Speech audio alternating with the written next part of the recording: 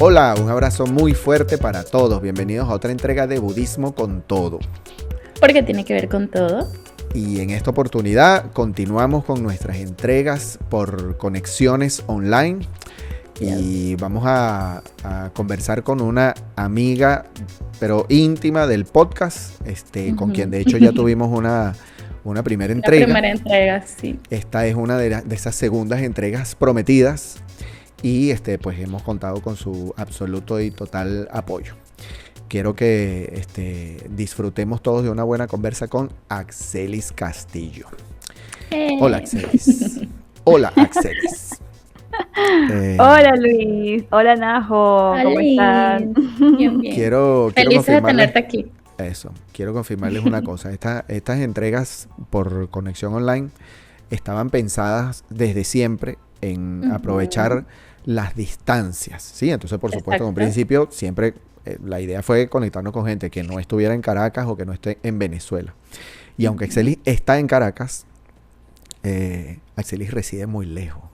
Exacto. Está en Caracas, pero no está en Caracas. Eso es otro país. Sí, lejos de nosotros. Eso es otro país. Eso ya no es Caracas, de hecho. Entonces, claro que sí. esa es la gran Caracas. Parte de la gran Caracas. Pero de verdad súper agradecidos con que hayas dicho que sí, aunque no sea físicamente, por supuesto, sino a través de aprovechar estas tecnologías. Tuvimos una primera conversa, como estoy confirmando, de temas diversos, porque conocimos cómo empezó Axelis a practicar en su familia, su experiencia con su relación de hermanas, ¿no? Y ese día también abordamos, por supuesto, su profesión, porque Axelis es psicóloga, y hablamos de un pequeño repaso sobre las relaciones familiares y hasta del feminismo hablamos, incluso, ¿sí?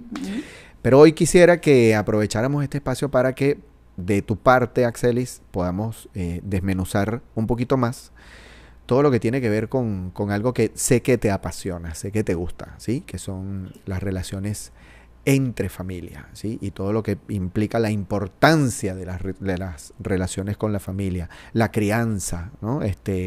Así que bueno, quisiera que comenzaras tú misma a plantearnos de manera bien específica por qué eso es importante. ¿Qué tan importante es tener buenas relaciones de familia? ¿Por qué no podemos hacer lo que hacen, qué sé yo, los gringos? De bueno, ya soy mayor de edad, me voy y lo veo una vez al año. Lo veo cada fecha festiva, algo así, ¿no? Cuéntame. Bueno, primero sería es como un tema complejo, porque tiene como muchas aristas, muchas formas de verlo. También hay gente que tiene diversas opiniones sobre el tema familiar, según su estilo de crianza, según también los valores culturales del país, etcétera. Pero sí me ha fascinado cada vez más, primero porque tiene una raíz que es muy importante dentro del budismo. O sea, es como el núcleo en el que uno puede transformar como más a profundidad su karma, es a través de transformar el karma familiar, ¿no? O sea, importante eso que estás diciendo. Sí. Okay. Pero también porque a medida que avanza la ciencia y las investigaciones en la psicología, en las neurociencias, etcétera, uno se da como más cuenta de lo importante que es toda la experiencia que uno va viviendo de pequeñito y formando como un ser humano, bueno, como un ciudadano, vas creciendo, te vas formando y vas a ser un ciudadano del mundo, como dice Sensei, pero que seas realmente un ciudadano del mundo depende de muchas cosas y de, digamos, a nivel familiar. Entonces ya el tema, por ejemplo, de la crianza deja de ser algo como que le compete solamente a puertas cerradas a la familia, quien lo decida, y más bien termina convirtiéndose en un tema ya más político, más de competencia social, porque involucra quiénes van a ser esas personas, el futuro de un país, de una sociedad, del mundo, quiénes van a quedar, ¿no? Entonces, me parece que es un tema que es trascendental, hablarlo, conversarlo, súper importante. Ayer conversaba, les comparto, ¿no? Najo conoce de hecho a uno de los nuevos compañeros de trabajo que han llegado a la oficina. Y este chico, que me ha caído muy bien desde los primeros intercambios, es muy del ambiente gamer, ¿sí? Son, otra vez, tienen mucho contacto con esta filosofía, porque es una filosofía, ¿no?, del mundo gamer. Y ayer conversando con él decía que yo soy un apasionado de todas las tendencias innovadoras, como otra vez, todo eso que inspire a aprovechar nuevas tecnologías para transmitir conocimiento, ¿no?, para desarrollar nuevas habilidades en el individuo desde pequeñito. Y él me comentaba justamente que dentro de lo que él maneja tiene que ver con esto.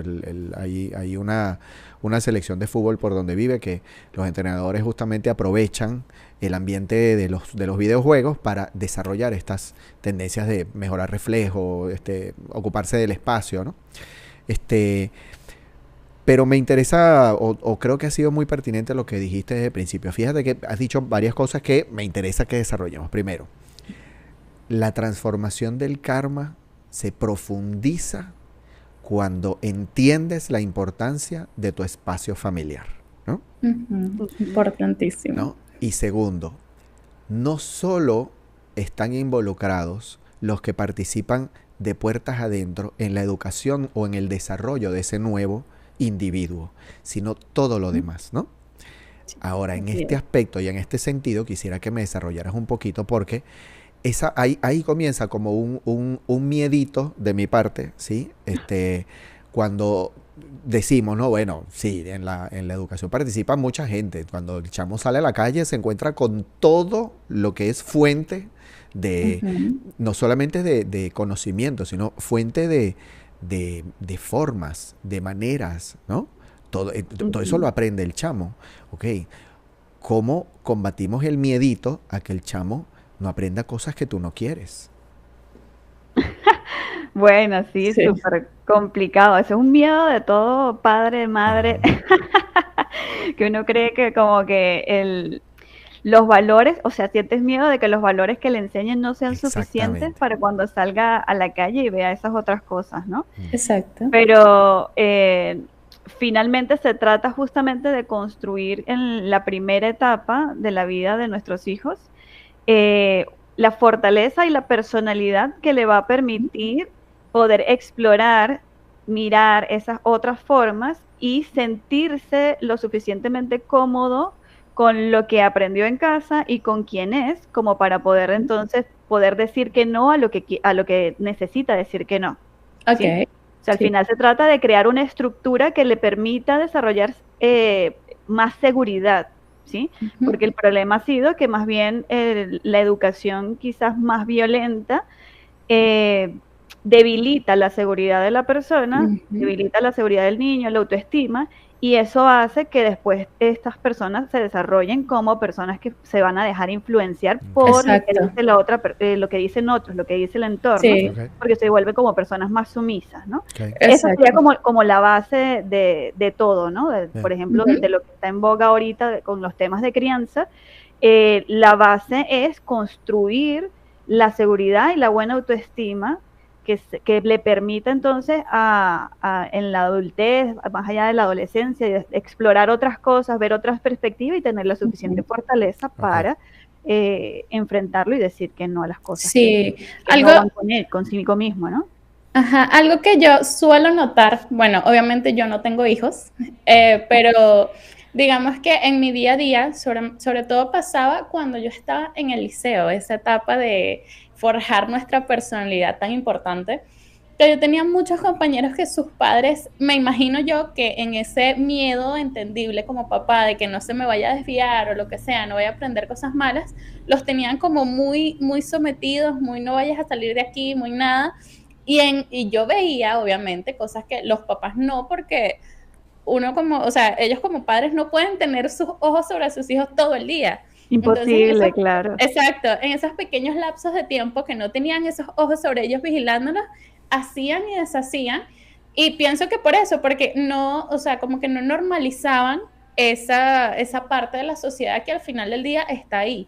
Entonces, si tú encierras a la persona, o sea, encierras a ese niño, lo que va a hacer es deslumbrarse cuando lo vea, en cambio de que, o sea, a comparación de que si tú le muestras de que mira, esto existe, si te desvías hacia este lado va a suceder esto. Creo que es una manera como de también forjar una personalidad de tú tienes que tomar tus propias decisiones y si tú tomas tal decisión puede traer esta causa, ese tipo de cosas. Pero sí noté mucho eso y, o sea, obviamente ahorita que lo veo más adulta entiendo que también es desde ese miedo de que no se me vaya a desviar el muchacho o no, que lo tienden a encerrar. Entonces, sí, Y que lo he tienden visto mucho. a sobreproteger, esa es como la Exactamente. sobreprotección. Exacto. Pero Sí. sí que qué bueno que lo mencionas porque justamente, además de lo que tú dices, ¿no? O sea, como que la persona después se deslumbra con lo que ve alrededor, o sea, detrás también está la desconfianza que siente en sí mismo, porque el mensaje Claro. detrás de la sobreprotección es, tú no eres capaz de manejar Exacto. esto. Muy ¿sí? bien, muy bien.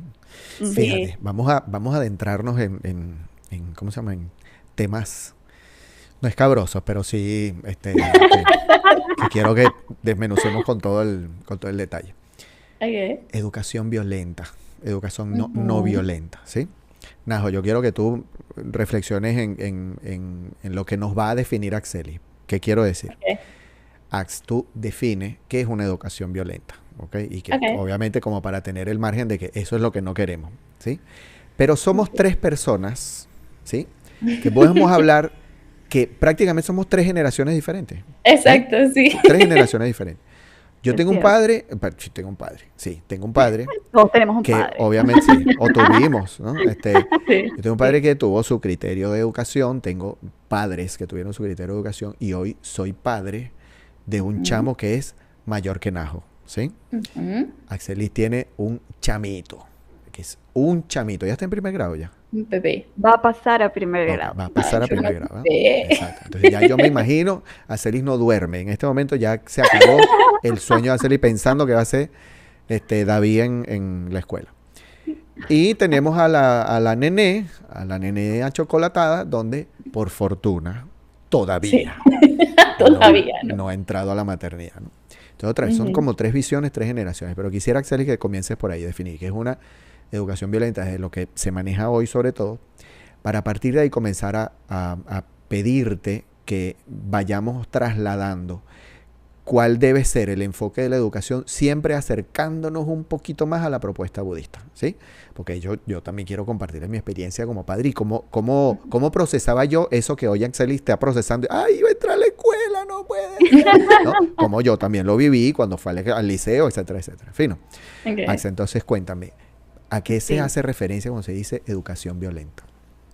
Ok, la educación violenta básicamente implica toda acción, o sea, donde se involucre toda acción que irrespete el espacio y a la persona en sí mismo, ¿no? O sea, está la violencia física, está la violencia verbal, ¿sí?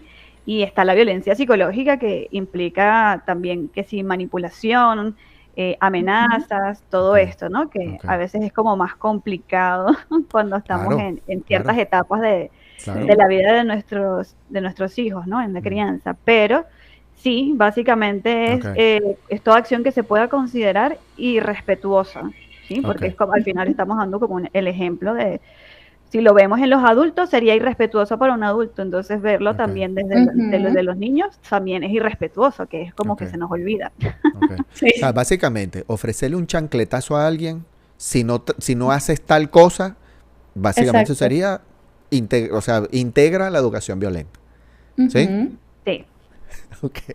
Sí, darle con la chancleta integra la educación violenta. Pero si no, yo te no lo le hago das. a ti, No le si das, yo te pero lo hago a ti. lo amenazas. Exacto. O sea, Sí. lo anuncias, lo expones. Mira, si no te paras ya, el chancletazo viene, pero con garantía certificada. O sea, eso es, ¿sí? Educación. Una amenaza, esa Es una amenaza. Exacto. ¿No? Okay. Una amenaza. Najo, bajo ese criterio, ¿tú fuiste criada en una educación violenta? Sí. Ni lo dudo. No, bueno, pero en defensa de mi papá,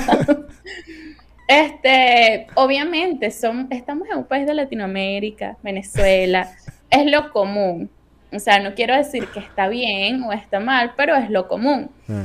ahora, bueno, desde hace unos añitos atrás, cuando yo estaba desempeñando mi papel de niñera, porque fui niñera unos añitos, yo traté de, digamos, empaparme lo más que pudiera en cuanto a educación, niños y tal, y no sé qué. Y de verdad que mi percepción en cuanto a los niños, sobre todo, cambió mucho con un video específicamente que decía eso. O sea, tú deberías pensar en el niño como un individuo, como cualquier otro, no como que un niño es un niño y un adulto es un adulto. No, son seres igual. Y, por ejemplo, no deberías hacerle cosas que a un adulto cualquiera no le harías. O sea, si, por ejemplo, si un adulto, digamos, cerca de ti está gritando, tú no llegas y le pegas. O sea, porque eso desencadenaría otras cosas y es un irrespeto. Igual con los niños, o sea, si alguien llega y te está contando cómo se siente, tú no le dices cállate, por ejemplo. Entonces, con un niño no deberías hacer lo mismo. Y cuando yo entendí muchas de esas cosas, yo dije, es que tiene mucho sentido. No, obviamente no culpo, no tengo ningún tipo de resentimiento ni nada por la educación que yo recibí, que puede que no sea tan así, obviamente. O sea, yo digo que no fue una crianza tampoco violenta y eso, no, o sea, obvio que pero, no. Obvio que soy traumática, no. Pero quiero dibujar, Pero, o sea, yo sé que Axelis entiende lo que estoy intentando hacer. Sí, estoy tratando de dibujar cómo fuimos criados cada uno. Exacto, ¿sí? Pero sí, hubo sus amenazas. Tú, Axelis, tú, Ajá. ¿cómo calificas tu educación? Padre, madre, pues, ¿no? Sí, yo también sufrí violencia en mi infancia, pero literal también viví violencia, es como en la familia, o sea, mi papá en un punto, de hecho yo lo comento como en experiencias que o sea, entre tus padres, quieres decir. Había violencia entre mis padres, pero sí, también hubo violencia hacia nosotros de alguna forma, ¿no? Hubo momentos en los que nos pegaron. Muy poco me pegó mi mamá, pero bueno, sí habían gritos, ese tipo de cosas, ¿no? Pero sí me gustaría retomar como algo que dice Najo, como que no quiero caer en que es bueno o malo, es que al final, más allá de si es bueno o malo, se trata como no de etiquetar o encasillar lo que estamos haciendo ahora, sino cómo podemos ir mejorando. Avanzar como sociedad, exactamente. Sí, porque no se trata como de culpabilizar a las personas que la han en lo ejercido. absoluto. Otra vez, yo solamente cierro con algo que para ustedes ya debe ser evidente. Mis madres son más antiguas, mis padres. ¿sí? Así que, evidentemente, pues sí hubo mayor presión, mayor, ¿sabes? Exigencia. Quizás de los 3 hermanos, porque yo fui el mayor, quizás físicamente, cuando yo fui más chamito, yo sí llevé chancletazos, ¿sí? El del medio y la menor, que ustedes conocen también, quizás fue como menor, ¿no? Como menos. Pero, o sea, lo que quería llegar es, como estás diciendo, Ax, no es etiquetar. Sufrí una educación tal, ¿no? En realidad no, sino que fue parte de lo que incluyó el proceso de nuestra educación. Y nuevamente, o sea, mientras más antiguos somos, eso va a ser como más naturalizado. Que quizás eso también, estoy claro en eso, de que no se deben naturalizar esas cosas. Eso creo que está bien. Pero que lo experimentamos, ¿no? Lo vivimos. Parte de nuestro proceso incluyó eso. Ahora voy como padre, ¿sí? Para que después Axelis también me comente. Yo creo que solo una vez le di palmadas en la mano a mi hijo, ¿sí? Que otra vez es mayor que Naomi ahora, 27 años, va a cumplir 28 ahora, Brian. Y creo que solo una vez le di palmadas en la mano. Nunca más fue violencia física, ¿sí? Pero de mi parte sí había una actitud de creo que es como de autoridad, ¿sí? No sé si tú me corriges, Axel. Es como marcar presencia y decir, perdón, disculpa, en esta casa yo pongo las reglas, ¿no? O sea, tus padres en este caso, ¿no? Tú, chévere, eres libre y tienes tu espacio y Brian disfrutó de, en realidad, muchas libertades o mucho espacio, pero perdón, aquí las reglas no las pones tú, ¿no? Y cuando había que gritar, pues yo grito, ¿sí? Y no tenía como esa conciencia de decir, estoy marcando su vida, estoy dejando una huella negativa en el desarrollo. No, o sea, no era con esa conciencia, sino con la conciencia de decir, mano, si no lo hago ahorita, después usted no va a agarrar, ¿sabe? La seña no me la vas a agarrar, si no te hablo duro y me planto con esa figura de respeta quién es el que marca las reglas aquí, ¿no? Entonces, cuéntame tú, Axelis, ¿cómo vives eso ahora? Sí. Sí. Eso está bueno como lo estás enlazando, ¿sabes? Porque justamente ahora que comentaba lo de bueno, malo, o sea, más bien yo diría que digamos como el esquema bajo el que está surgiendo esta nueva modalidad o estas nuevas formas de crianza tiene que ver más bien es con tener menos o más herramientas, ¿sí? O sea, mientras más atrás, mientras épocas más atrás, había menos herramientas para criar a nuestros hijos, entonces obviamente se involucra la violencia porque si no tenemos otras estrategias para marcar límites, vamos a recurrir a esto, ¿sí? Perfecto, entonces, mientras más herramientas tenemos distintas, entonces menos vamos a utilizar la violencia porque tenemos otras herramientas que también podemos utilizar. Ahora, ¿cómo lo vivo yo? Ay, chao. Ay, chao. Bueno, justamente por eso planteo esto, ¿no? Yo vengo de una crianza tradicional, así me gusta más llamarla, no, más allá de violenta o no violenta, es como, bueno, la crianza tradicional involucraba esto, pues que si correazos, que si te castigo, que si, bueno, una cachetada una sola me dieron cuando estaba adolescente, porque me escapé y no sé qué, pero, bueno, todo ese contexto y esa experiencia evidentemente me hace que yo también traiga como base esas herramientas, ¿sí? Es decir, a mí me gritaron cuando yo estaba llorando, entonces de alguna manera yo también voy a sentir como la necesidad de, cuando veo a mi hijo llorando, pegarle un grito porque eso es lo que yo viví, ¿no? Entonces, en la medida en que yo he ido estudiando sobre el tema, he ido formándome un poco más sobre todo el tema de la crianza, y además viendo muchísimo, leyendo cosas de Daisaku Ikeda, donde plantea muchísimas cosas que también están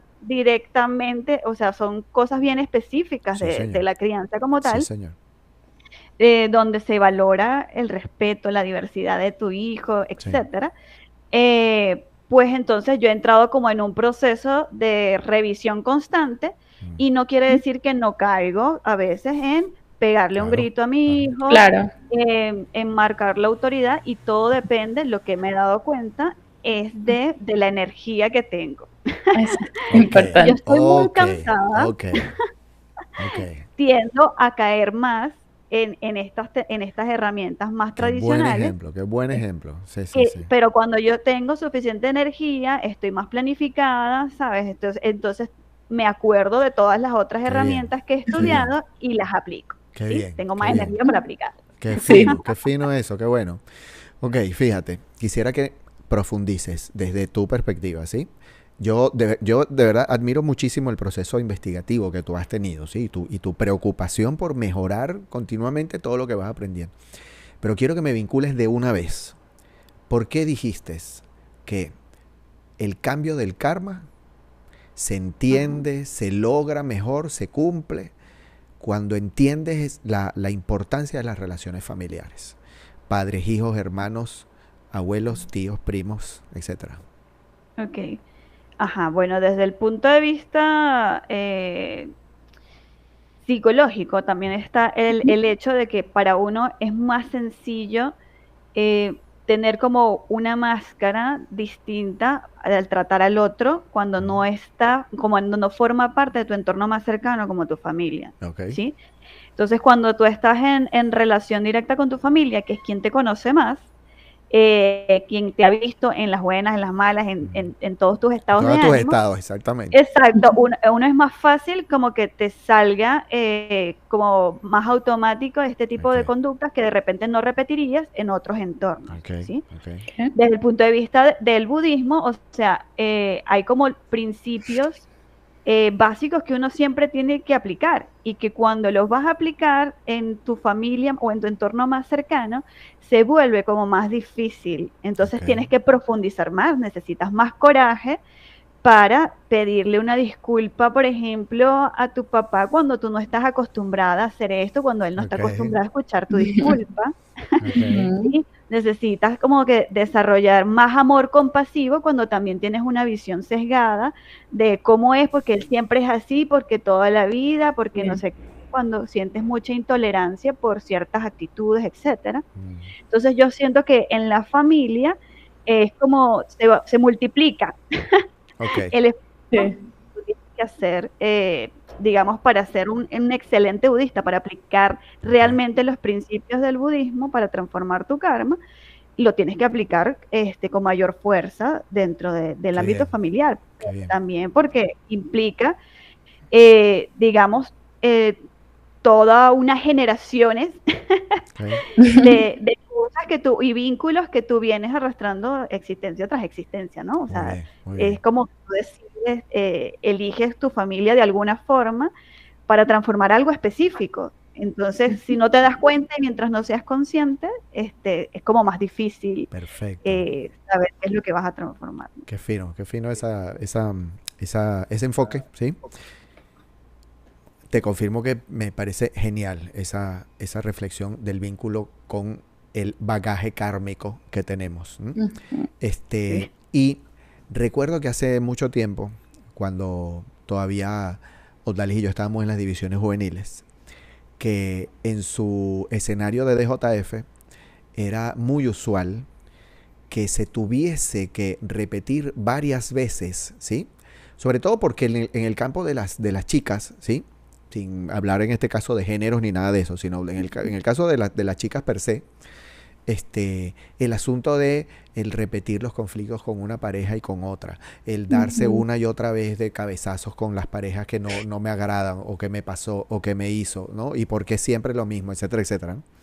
Entonces recuerdo que era como que sumamente necesario el repetir una y otra vez la importancia de revisar la relación kármica que se tenía con la relación anterior, ¿no? O con la relación de un escalón más arriba, que tiene que ver con los padres, ¿no? Entonces, cuando ese diálogo intervenía en una reunión de muchachas, ¿sí? En México les dicen juntas, ¿no? En una junta de muchachas de división juvenil femenina, este diálogo pasaban dos cosas, pues, o entre las cosas que pasaban eran las chicas que tenían una actitud de decir, no, eso no me suena así, o sea, ¿cómo va a tener que ver una relación que yo tengo con los de arriba con las relaciones que yo tengo ahorita, ¿no? Por ejemplo, ¿no? O las otras que terminaban diciendo, no puede ser, ahora lo entiendo todo, ¿sabes? Con razón. Con razón. Entonces, creo que el desarrollo de cualquier perspectiva científica, ¿sí? Es inevitable, y sé que tú, Axelis, piensas lo mismo, que vayan haciendo esto con la propuesta filosófica del budismo, ¿no? Se van acercando inevitablemente al planteamiento de que cualquier vínculo, cualquier relación que te haga ver que hay un conflicto, una carencia, una necesidad de transformación, es inevitable que te haga ver hacia el escalón anterior, ¿no? ¿Cómo estuvo, cómo fue ese desarrollo, cómo está en este momento esa relación? Para que tú termines cayendo en cuenta de las cosas pendientes que no transformaste allá se están repitiendo ahorita, ¿sí? Eso es desde la perspectiva kármica, ¿no? Y yo siempre, pues, aprovecho las conversas que tenga con la señorita Chocolatada, porque me interesa mucho que ella, siendo chama, caiga en cuenta de estas cosas, ¿no? Y no digo que no tenga buenos vínculos con su núcleo actual. Con su núcleo actual, de hecho, los vínculos son extraordinarios.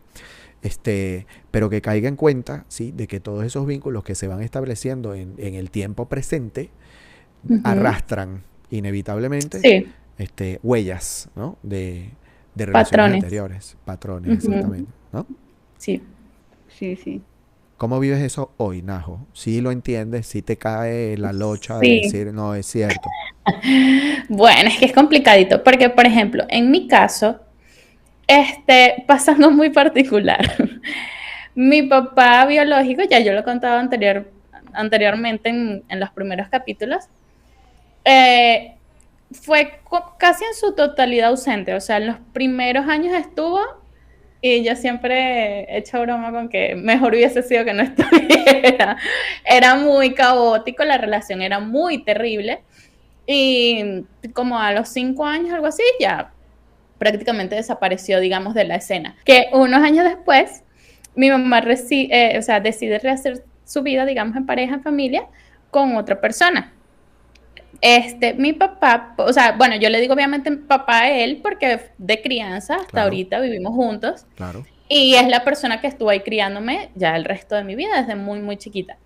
Pero, digamos que por su personalidad, él no es como muy afectivo, muy cercano, o sea, no. Eso fue algo que tuvimos que transformar mucho tiempo después y también yo entenderlo y dejar como de juzgar eso, porque uno cuando chamo es como que es por tu culpa, es que tú no me das cariño, lo que sea. Pero ya después de adulto yo digo, ah, compadre, ya entendí tu historia de vida, con razón, más bien mucho haces. Entonces como que en ese, digamos, desarrollando esa empatía, ya la relación pudo mejorar. Sin embargo, obviamente, con mi papá biológico, bueno, hace poco como que ya regresó un poquito a la escena, pero no es como que me nazca, o sea, siento yo que es normal, obviamente, digo yo, no es ningún tipo de rencor ni nada, ni lo detesto, ni nada por el estilo, pero no es como que me nace rehacer una relación con esa persona.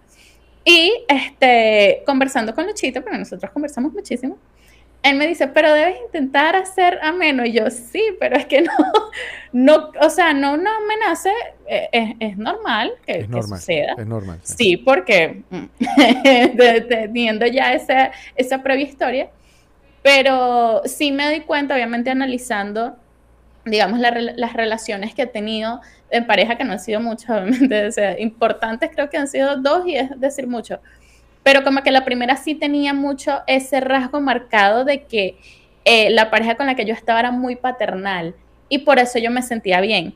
Entonces, después que como que yo me senté a analizar la cosa y todo eso, dije, los tiros deben ir por aquí, porque hay algo pasa.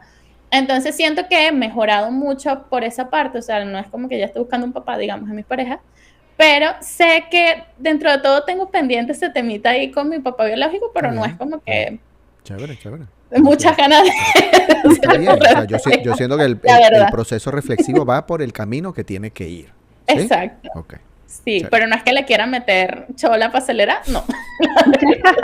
Sinceramente. Pero Relaciones. sí, Ok, chévere. Pero esas relaciones. Ahí es donde está lo difícil, porque siempre es más difícil, pues, obviamente. Sí. Las relaciones Exacto. kármicas, las relaciones afectivas, quiero decir, las relaciones afectivas están influenciadas absolutamente por las relaciones kármicas, ¿no? Y quisiera, Axelis, que volvamos o sea, que sigamos desmenuzando este asunto de cuán importante es caer en cuenta de que si yo le presto toda la atención que debo a ese tipo de vínculos, cómo los manejo con mi familia, la cercana, la que no está, la que no está cercana, la que se fue lejos, ¿sí? Porque ya hay unos que no están en el país, ¿no? Pero siguen siendo mi familia, ¿no? Entonces, ¿por qué prestarle atención? Y cómo, con qué actitud debo abordar el cambio, la transformación, la mejora. ¿Qué opinas de eso?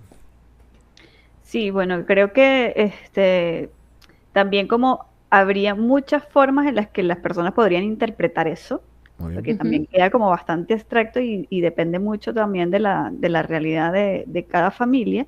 Sí. Pero creo que lo más importante es, digamos, como la base a la que siempre nos lleva el budismo, y es que la transformación es internamente, o sea, la transformación es de cada una de las personas, no es como que yo tengo que ir a cambiar a mi papá, tengo que ir a cambiar cómo él se porta conmigo, sino o mi hermana que está lejos y tengo que ir, ella tiene que cambiar para que yo me pueda llevar mejor con ella. Se trata más bien de las cualidades que yo voy a desarrollar, porque las tenemos, ¿sí? O sea, según el planteamiento budista, nosotros tenemos la capacidad de amar a todas las personas, sentir ese gran amor compasivo, y se va a manifestar y se va a desarrollar en la medida que yo voy trabajando también en mis creencias, en mis limitaciones, en las que yo me voy desafiando, ¿no? Bien. Nosotros lo diríamos directamente en la práctica en sí mismo, pero desde la psicología eso es como que lo más importante. O sea, no, en la psicología, por ejemplo, nosotros no vamos a forzar una relación, pero sí, por ejemplo, desde la psicología, desde la terapia sistémica de la psicología, sabemos que la transformación en un individuo genera un cambio en una dinámica estructural, una dinámica que involucra también a otras personas. Entonces, por ejemplo, cambiar una dinámica en un hogar, no necesariamente hay que esperar que se vaya modificando esta pieza aquí, esta pieza aquí, esta pieza aquí, sino que con que un individuo dé el paso, ¿sí? De un paso para hacer un cambio en esa dinámica, todo lo demás también se empieza a mover, ¿no? Y eso qué fino también lo que eso. plantea el budismo. Exactamente lo mismo, exacto. Cambia un individuo y el impacto en ese entorno es irremediable, ¿no? Sí. ¿No? ¿Saben que o sea, como que algo chistoso que me pasó al inicio? Digamos al inicio de mi práctica, cuando yo escuché con las primeras veces, digamos, esta premisa, ¿no? Del karma familiar y todo eso, yo decía, ¿qué? O sea, yo tengo que ayudar a ese señor a que cambie su karma para después yo ser feliz y arreglar el mío. No, mira, amigo, no. Lo vi lejanísimo y yo, no, pero ¿qué está pasando? Ya después entendí. Y yo, ok, así me gusta más. Y entendí que es algo muy de cada individuo y es más como tú, digamos, te conectas, interactúes con los demás que cambiar a ese otro para después cambiar tú. No es así, digamos. Sí, también como entender que por ejemplo, la base también de la transformación familiar, hay algo como que me gustaría que lo hablaras más tú, lo profundizaras más tú, Luis, pero el tema del agradecimiento, de las deudas de gratitud que uno establece, ¿no? Que lo dice Nichiren Daishonin, o sea, la deuda con nuestros padres, es como, yo creo que esa es la base también de la transformación profunda de nuestro karma. Buenísimo. Y eso se puede ver como muy, muy difícil en una situación, por ejemplo, en la que el padre o la madre representó algo muy terrible, algo muy horrible en la vida de una persona, ¿no? Pero también se trata es de, bueno, ¿qué puedo tomar yo también de toda esa circunstancia? ¿Cómo la puedo transformar en una perspectiva diferente? ¿Cómo puedo yo transformarme como persona a partir de eso? Y a partir de mi transformación, así es como lo entiendo que lo plantea el budismo, también está transformando el karma a esa persona, ¿no? Pero es por consecuencia de que yo estoy logrando mi budaidad, estoy haciendo que esa persona también la pueda manifestar, ¿no? O esté más cercana a manifestar, y ahí estoy también retribuyendo una deuda de gratitud. Eso no está implicando que yo me ponga en riesgo, por ejemplo, si es una persona que libro. Buenísimo, pero es extraordinaria reflexión, porque hace poco leía uno de las frases diarias que compartimos en la PD, ¿sí? Y entonces Sensei hablaba del agradecimiento, y básicamente parafraseándolo decía algo así como que la persona agradecida es realmente feliz, ¿no? Quien no puede agradecer no logra ese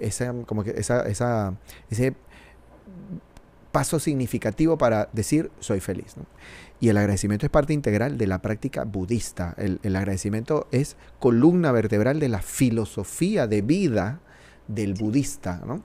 Y tiene mucho más especificidad cuando hablamos de las relaciones filiales, los vínculos filiales, porque tal como dices, hay unas 4 deudas de gratitud, después hay una carta que se llama Saldar las deudas de gratitud, en donde se hace referencia específica a la deuda filial, al saldar la deuda de gratitud filial. Y aunque específicamente habla de la mejor manera de saldar esa deuda de gratitud con nuestros padres hacia arriba, ¿sí? Es compartiendo la enseñanza, ¿sí? Cuando obviamente no la conocen. Saldar la deuda de gratitud implica que si yo me esfuerzo por manifestar mi budeidad, mis padres también, garantizo que mis padres también la alcancen, sobre todo cuando no están presentes, ¿no? Se hace referencia a esa perspectiva.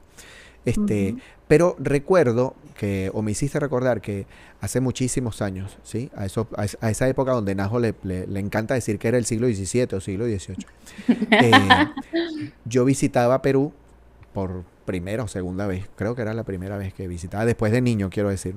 Exacto. Y conocí a un chamo que era contemporáneo conmigo, pero que aún con esos 16 o 17 años que tenía, había tenido que trabajar desde muy chamo porque su papá los había abandonado. A él y a sus hermanos, ¿no? O sea, a su mamá y a sus hermanos, su papá se fue y fue ausente. Y ese chamo tenía un rencor muy grande, ¿sí? Hacia su papá. Él no había podido seguir estudiando, pero por trabajar para apoyar a su mamá y a sus hermanitos, estaba logrando que sus chamitos, sus hermanos, siguieran estudiando. Y cuando él me cuenta esto, pues fue como que una respuesta natural de mi parte, otra vez siendo chamo, teníamos 16, 17 años. Yo le decía, bueno, fíjate, para quien practica budismo, incluso esa realidad o incluso en esa realidad, uno puede desarrollar agradecimiento. Y fíjate que la gran frase que tenemos a nivel del vínculo hijos-padres, ¿no? Que sé que la recuerdas sobre todo tú, Axel, hija. Najo obviamente la he escuchado, pero tiene esa frase de Laishoni que dice que aquel que desprecia a su padre y menosprecia a su madre, ¿no?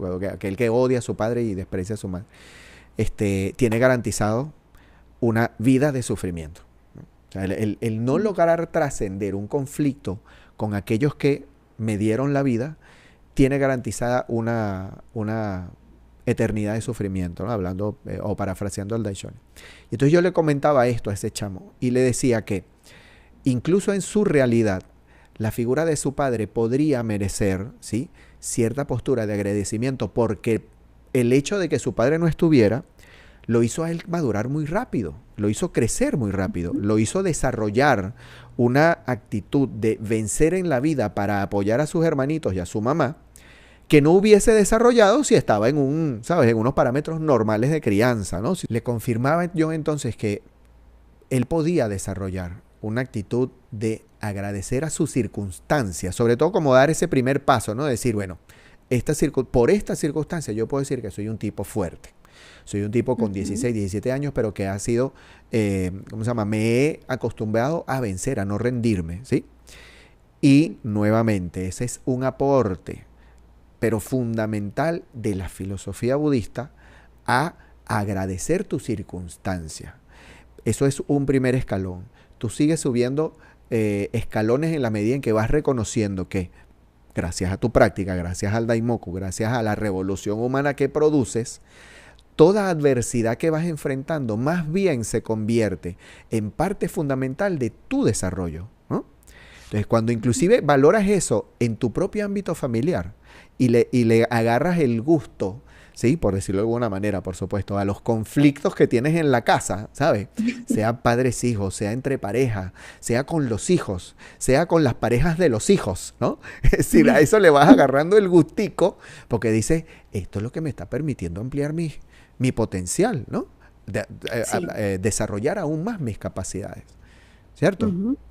Sí, es como cambiar la perspectiva o el lente con el que ves las cosas, porque al final es justamente como poner el foco en el aprendizaje que todo eso me produce, es poner el foco en cómo esto se convierte también en una ganancia para mí, porque al final perdonar a mi papá, agradecer a mi papá en una circunstancia como esa o en una circunstancia peor, implica una ganancia para mí, que a veces las personas como, sobre todo en el ámbito de la psicología, cuando yo atiendo a las personas, esto le cuesta mucho a las personas comprender esto o llegar a este insight porque están demasiado pensando como que si esto va a ser una ganancia para el otro. Solamente, exacto. Que yo agradezca a esta persona o que yo perdone a esta persona es una ganancia para el otro y no para mí, cuando eso realmente lo que está demostrando es que quien está desarrollando más amor compasivo, quien está desarrollando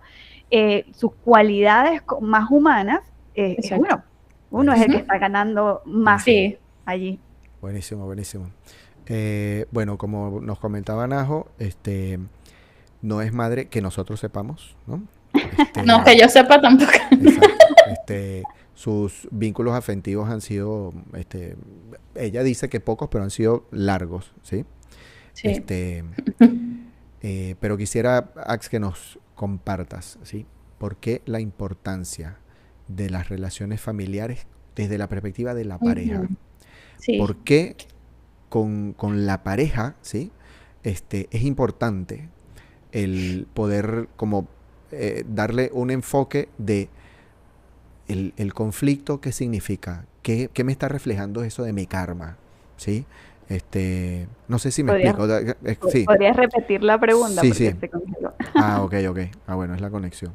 O sea, me refiero a cómo darle valor o cómo darle la importancia que merece que pueda compartir buenas relaciones de pareja, ¿sí?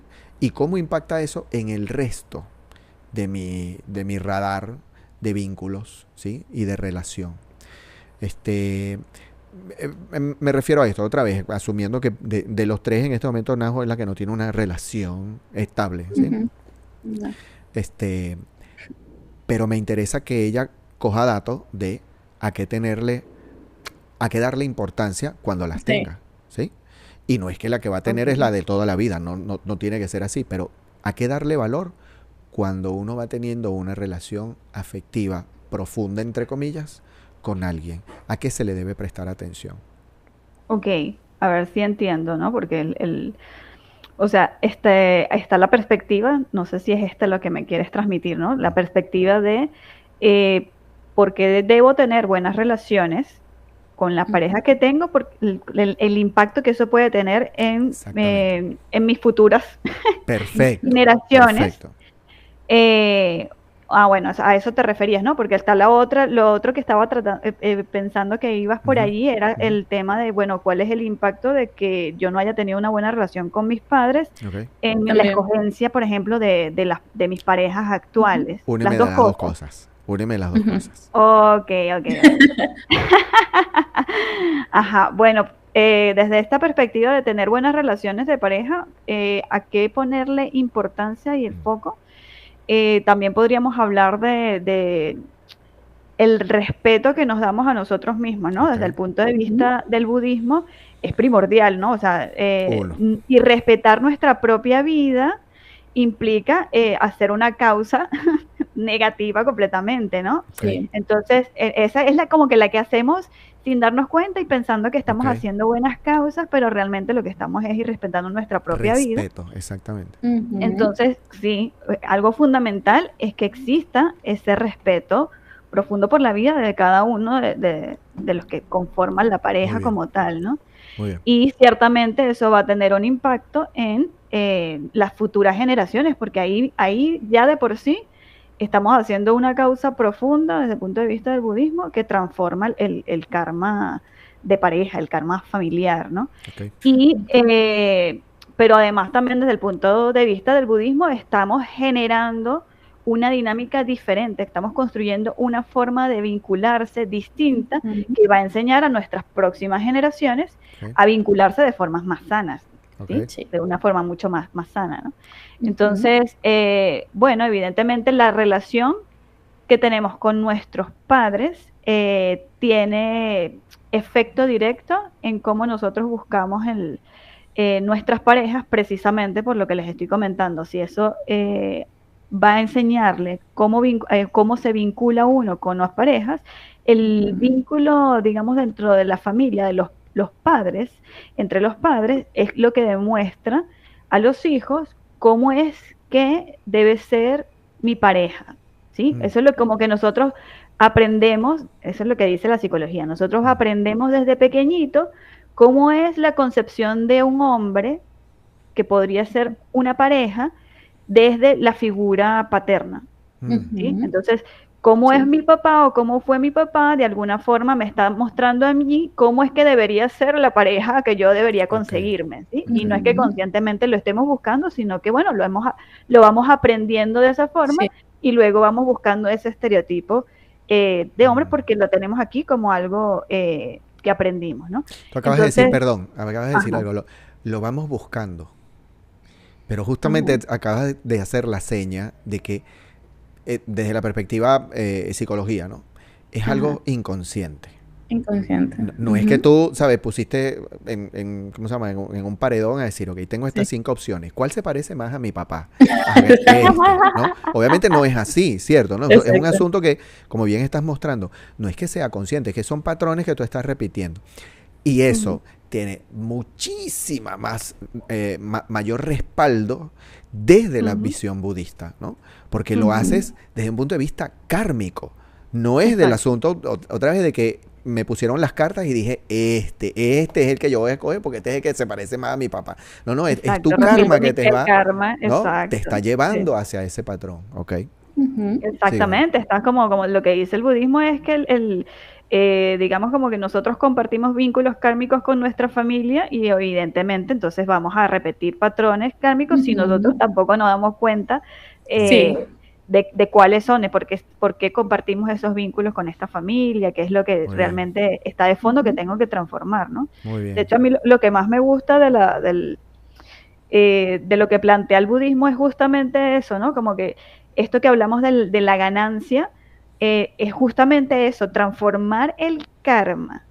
Es la ganancia, es el beneficio como más grande que nosotros podemos tener. Y cuando yo puedo identificar qué es lo que se está repitiendo en mi vida y tomar eso como, bueno, esta es mi misión, ¿sabes? Esto es lo que yo voy a mostrar, no como una carga, cónchale, me ha tocado vivir esto, ay, que ¿sabes? Como la visión, la perspectiva del budismo es que, ok, esto es lo que yo vine a mostrar que se puede transformar. ¿sí? Entonces, asumirlo como esa es la visión del budismo que me encanta. Buenísimo, buenísimo. No sé si respondí tu pregunta. Está muy bien respondida, señora doctora. Me gusta esto de decirle doctora Axeli. No sé, me dio en algún momento sí, pronto. Lo sabes. Ok, fíjate. Este espacio o este medio, ¿sí? Este medio de la comunicación virtual, ¿sí? Puede ser que en algunos casos no nos guste tanto, ¿sabes? En otros quisiéramos estar, coño, pero, ¿sabes? Físicamente así, y nos golpeamos y nos empujamos, bueno, pero quisiera que Axelis, de tu parte, entiendas esta premisa. Me encanta usar este escenario porque podemos reunirnos más seguido.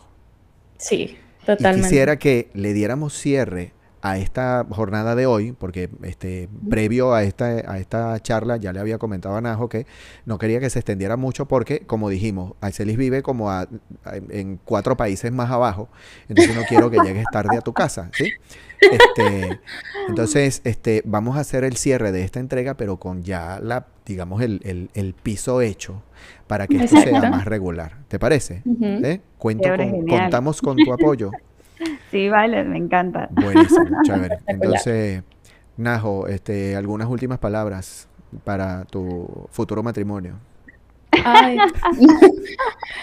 Ojalá esté bien desconstruido esa persona para el momento. Y no, bueno, muchísimas gracias, Ax, de verdad. O sea, cada reunión es espectacular. O sea, es muy nutritivo todas las cosas que compartes con nosotros. Y además, gracias por tu tiempo, porque sabemos que tienes una agenda apretadita. Entonces, valoramos mucho eso. Gracias Buenísimo. a ustedes por la oportunidad, de verdad que sí. Chévere. No, las puertas están abiertas siempre. Axelis Castillo, con ustedes. Hay mucha tela que cortar, siempre quedamos así como que faltó, pero por eso quería hacer esta aclaratoria, sí, o sea, ahora esto lo podemos hacer más regular, ¿ok? Vamos a hacer 1 o 2 entregas por mes y de verdad que vamos a seguir aprovechándote siempre que tengas, por supuesto, la postura de, ¿sabes? Abrirnos la puerta virtual de tu oficina. Agradecidísimo con las dos, por supuesto, y esperamos que quienes hayan llegado hasta aquí hayan disfrutado de esta entrega de budismo con todo. Porque tiene que ver con todo. Y nos vemos muy pronto. Cuídense mucho. Chau. Bye.